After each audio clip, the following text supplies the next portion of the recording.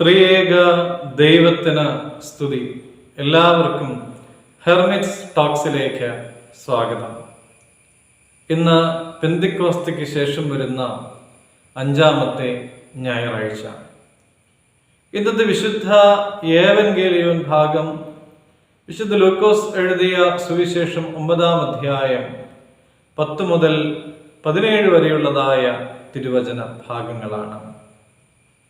5 അപ്പവും 2 മീനും കൊണ്ട് 5000-ഓളം പുരുഷന്മാരെ തൃപ്തിപ്പെടുത്തിയ വേദഭാഗം ഒരിക്കൽ കൂടെ നമ്മുടെ മുമ്പാകെ വായിക്കപ്പെടുകയാണ്. കഴിഞ്ഞ ആഴ്ചയിൽ ഓർമ്മപ്പെടുത്തിയതുപോലെ തൻ്റെ അടുക്കൽ വരുന്നവർക്ക് ഒരു നന്മയ്ക്കും കുറവുണ്ടാവുകയില്ല എന്നുള്ളത് ഒരിക്കൽ കൂടെ നമ്മെ ബോധ്യപ്പെടുത്തുന്നു.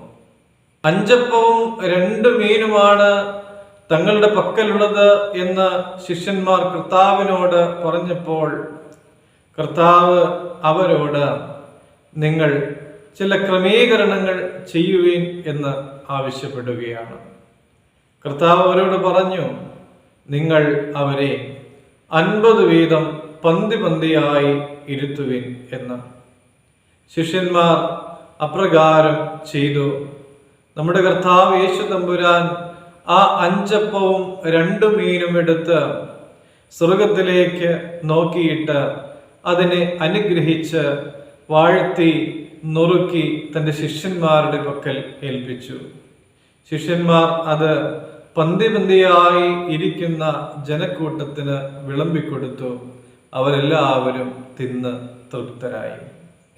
നമ്മളെല്ലാവരെയും അനുഗ്രഹിക്കുവാനായി ഒരുങ്ങി നിൽക്കുന്ന കർത്താവ് ചില ക്രമീകരണങ്ങൾ നമ്മുടെ ജീവിതത്തിൽ ചെയ്യുവാനായിട്ട് നമ്മളോട് ആവശ്യപ്പെടുന്നുണ്ട്.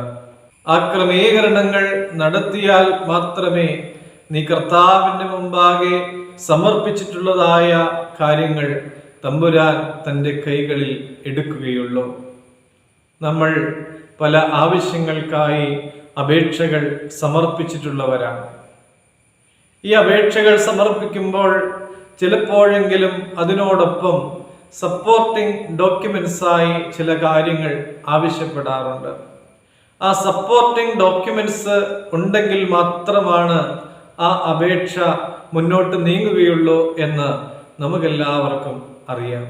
ഇതുപോലെ കർത്താവിൻ്റെ മുമ്പാകെ നാം നമ്മുടെ പ്രാർത്ഥനകൾ സമർപ്പിക്കുമ്പോൾ പ്രിയമുള്ളവരെ, കർത്താവ് നമ്മളോട് ആവശ്യപ്പെട്ടിട്ടുള്ളതായ ചില ക്രമീകരണങ്ങൾ ചെയ്യുവാനായിട്ട് നാം ബാധ്യസ്ഥരാണ്.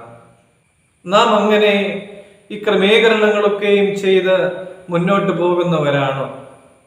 കർത്താവ് താൻ നമ്മോട് കൽപ്പിച്ചിട്ടുള്ളതായ കൽപ്പനകളെ പാലിച്ച് ജീവിക്കുന്നവരാണോ?